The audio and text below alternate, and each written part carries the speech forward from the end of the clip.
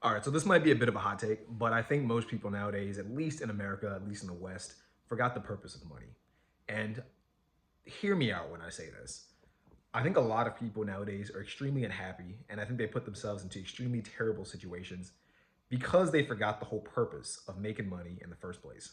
I see a lot of people online, and the main thing they do is they complain about how little money they have or how much money they need. And this always happens. This is not a plug, but I need to bring this up. Whenever I do like consultations with people, I own a company called Productivity Accelerator. Whenever I do consultations with people, one of the things I ask is, why do you have the goals that you have if you even have a goal in the first place? Most people don't have a goal. But when people do have a goal, they don't even know why they have the goal in the first place. Like people will say, "Oh, I want to make money." Why do you want to make money? What is the purpose of you taking time out of your day, out of your life, depleting your energy to make money? What do you want? They go, "I never really thought about it." So let me get this straight. You're investing your entire life to chase this paper, to chase this digital idea of something you can use to transact with other people. You'll spend your entire life to do so, and you never thought to ask why you're doing it in the first place. It blows my mind. And I'm not trying to be like condescending. I'm not trying to be mean or weird about it, but it's an interesting idea. I'm guilty of this myself. In the past, I was super guilty of doing this myself, like almost a decade ago. Most people don't know why they're chasing money, and I think this is why a lot of people, when you see them actually make money, they start to get so depressed, or they feel so lost, or they start to lose the money. It's because I think they never sat there and thought like, this is the end game, this is where the finish line ends, or at least this is the finish line that I'm shooting for. It's like running a race and you don't know why you're running the race, and you don't know where the race ends. At some point, you probably would sit there and ask yourself, why am I even running in the first place? Like, is there a destination? Am I even going any place worth getting to? I think that's how money is with a lot of people. I'll see people, they'll just like chase money, and it's like, "Oh, why do you want money?" "Oh, I want to flex on people." Okay, that's cool, but why? Like, why do you want to flex on people? Because you feel insecure and you want to feel better about yourself relative to the people around you? If that's the case, I think you'll be very unhappy, because you'll find that most people don't give a shit about how much money you have. They care enough to want the money from you for themselves, or they like, if you see people, it's kind of like a gold digger. And I'm not saying, I'm not bashing gold diggers, do whatever you want, but it's kind of like a gold digger. The gold digger doesn't like the rich dude because of the rich dude. She doesn't care about his personality. She doesn't care about his looks. She doesn't care about anything about him. She just wants the money. She's asking, what can he do for me? And that's fine. That's a fine mindset. If you're okay with that, cool. If not, fix it. That's a personal problem. A lot of people will try to flex, and they'll be like, "Oh, I make money so I can flex." Okay, you're trying to make money to flex so that way people who you don't care about, who never respected you, who never will respect you, can fake respect you. Is that your goal? Is that the thing you really want out of life? Is that the legacy you want to leave behind, or is that the story you want to tell to people who show up at your funeral, or I guess the story you want to leave behind for the people that show up at your funeral? Is that what you want? "Oh, well, I want money to have a better quality of life." What does that look like then? Why? Like, let's go deeper. What does that look like to you? "Oh, well, I haven't thought about it." Why haven't you thought about it? Like, you're chasing these buzzwords, you're chasing these concepts or these ideas that you never really examined. What does a better quality lifestyle to you look like? "Oh, I want to be able to travel." Cool. Can you travel now? "Well, I make like 80K. I guess I could." Okay, then travel. You're done. You've won the game. "Yeah, but I want to be able to travel and like, do A, B, and C, and have like this baller like mansion." Okay, well, you need a lot more money. That's perfectly fine. But then you have to ask, why do you want those things? Again, is it because you need those things for any particular reason? Do you just want to flex? Like, I know this might sound confusing, but it's a thought experiment I think most people haven't really gone down. And I think it's why so many people seem lost in life. And it's why so many people make decisions that don't benefit them in the grand scheme of things. Does that make sense? It's like you see these people and they'll sell their soul to make money, and they don't even know why they sold it in the first place. Like, if you were to ask me, Leviticus, why do you make money? I would say, I want money to have a sense of control and a sense of freedom. Okay, what does that look like? For me to have a sense of control and a sense of freedom, what I want to do is be able to kind of wake up, kind of schedule my day the way I want to, spend a lot of my time with my wife, with my family, living below my means, being able to draw for the most part when I like to draw, do art when I want to do art, do music when I want to do music, and hang out with a small circle of very close friends that mean a lot to me. If I can achieve those things, that's a great life. And the funniest thing is, like, when you really sit there and like break down what you really want, and I'm sure that's true for a lot of people, it's not even that hard to get. Like there are plenty of ways you can get there without destroying your life, without like just obliterating your life, like obliterating all your time.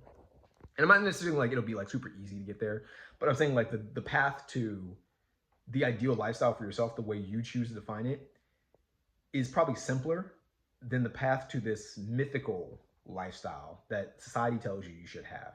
Like if you're someone who chases wealth or money to flex, you'll probably never be happy because the flexing won't matter. That's just the way I feel about it. Like you're someone who, it's kind of like when you see like an Andrew Tate. If you're trying to live like a lifestyle like Andrew Tate, it doesn't really matter because a lot of people don't care. Like if you drive a Bugatti, does anyone really care? Probably not. People will be like, "Oh, that's cool, you have a Bugatti," but deep down in their head, they're thinking, "I want a Bugatti." That's why I'm like associating myself with you because you have the thing that I want. So I need to talk to you to at least get an idea of how to get it. And if I had it, I wouldn't be talking to you in the first place, right? Because all relationships are transactional when it comes down to it. So you got to choose like what you're trying to transact with other people. Are you trying to transact things that are part of your core identity, which is probably something worth trading, or are you trying to trade monetary things or status-based things or object-based things? I think that's for you to decide, but I genuinely think that for most people, if it's more object-based, it's going to make you deeply unfulfilled and deeply unhappy. And I could be completely wrong. Maybe if I had like a couple billion in the bank, I'd be feeling different. I don't think I would. I do this test whenever I try to think about life and think about like what I'm shooting for in life, or if I'm trying to like just re-examine why I'm doing things in the first place. I do what I call like the trade-off test. And I try to find someone who on paper looks better off than I am. And I ask myself, would I trade my life with this person? And for the record, people kind of do this in a stupid way. When I say trade your life, what I mean by this is you got to be willing to trade everything about what that person has. Everything, the pros and the cons, because the pros and the cons is what makes that person's life. You can't be the kind of person who's like, oh, I'll trade money with Warren Buffett. You can't do that because obviously, if you were broker than Warren Buffett, then no shit you would trade the less amount of money you have for his greater amount of money. That's just it's a nonsensical thing to say. If you want to trade Warren Buffett, you have to trade everything. The way he lives, his diet, who he associates with, his work schedule, his age, that's a big one. And I think most people, when you kind of like do this test, it helps you like break down what are you willing to sacrifice. And I think for a lot of people, if I were to say to you right now, if you're like a 21-year-old or even 30-something or 40-something-year-old, would you trade your life with Warren Buffett? Everything, his money, his lifestyle, everything. You'd probably say no. Okay, why? Because Warren Buffett's old and he doesn't spend his money. Okay, so what you're saying is that money for you is worth spending, but you also want to have the time to spend that money. Is that correct? Sure. Yeah, I guess so. Okay, cool. So go deeper. Is it really the money or is it the things you can do with the money that matter the most? And if it is the things you can do with the money, what specifically are you trying to do with the money? Do you understand like why this is like why I do this test? Because once you start realizing what you are not willing to trade, you can break down why you're not willing to trade those things. And in not being willing to trade off those things, you can come to a conclusion on what you actually want in life. That's why I do this test. And like I said, I bring this up because for most people, I wouldn't trade. Like if someone said to you, would you be willing to trade with someone like an Andrew Tate or one of those like finance guys you see on YouTube? No, not really. What is their trade? Their money. Yeah, but their money doesn't buy them things that are that interesting. They have cars, they have houses. Who cares? What would 5 houses do for me? Like, objectively speaking, if you had 5 houses right here and right now, what would you do with the 5 houses? I'd rent them out and make money. Cool. That's not a means to an end.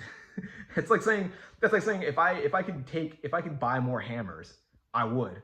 What are you gonna do with the extra hammers? Oh, I could build more stuff. You can't. You have 2 hands. You can't build more stuff with the extra hammers. Or I can loan the hammers out to other people so they can use the hammers and make more money.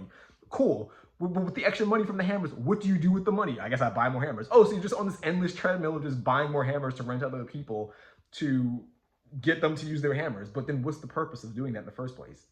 And then eventually you'll probably sit there and go, I guess I don't know. Exactly.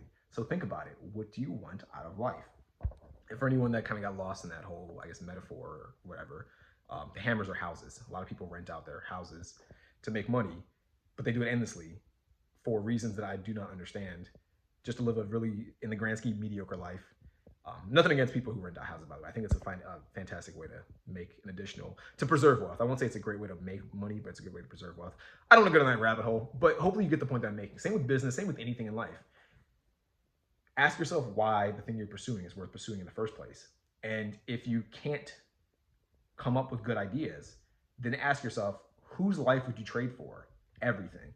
And then if you find that a lot of people you wouldn't trade for, ask why you wouldn't trade with those people. If you want money, find the people who are the wealthiest people. Find someone like Elon Musk. Would you trade lives with Elon Musk? I think a lot of people would say no. Okay, why not? Because Elon Musk doesn't have a good relationship with his family. Okay, so you value relationships with your family. Cool. Okay, what else? Elon Musk doesn't have a great work-life balance. He works a lot at different companies. I heard people don't see him very much. I heard he's always exhausted. Even he himself has said that the lifestyle he lives isn't really worth other people living. He doesn't think his life is all that great. Okay, cool. So you do balance. You do value not so much the idea of you don't value working all day endlessly. Is that correct? Yeah, I guess so. As I'm thinking about it, if Elon Musk works all day and he doesn't like it, that doesn't sound like a great schedule. Okay, so you value hanging out with your family and you value just having free time to do things you want. Could you do that now, or could you do that in the relatively near future? Yeah, I guess I could. Okay, then do it. Done. Simple.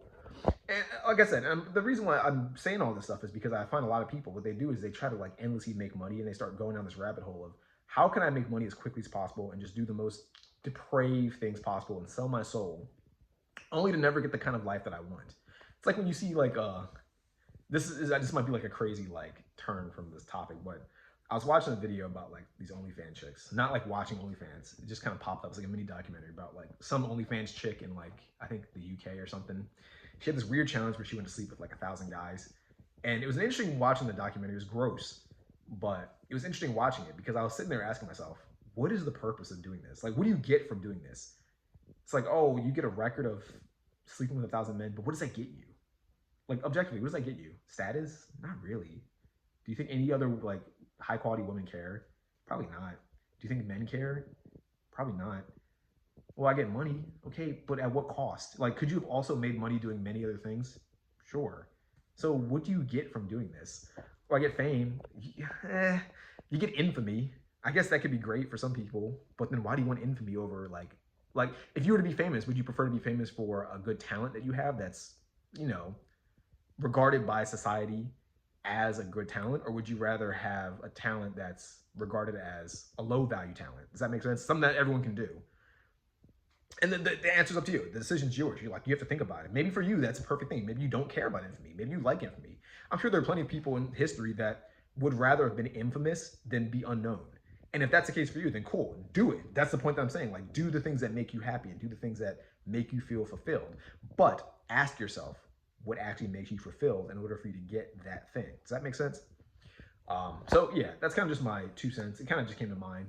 I just see a lot of people who they want things, but when as they say they want things and you kind of listen to them and you hear how they talk about the things they want, it feels unrealistic. It's kind of like when someone says, oh, I want to be a billionaire. And you ask, would you trade lives with these billionaires based on the way they live their lives? No, I wouldn't do that. So you don't want to be a billionaire.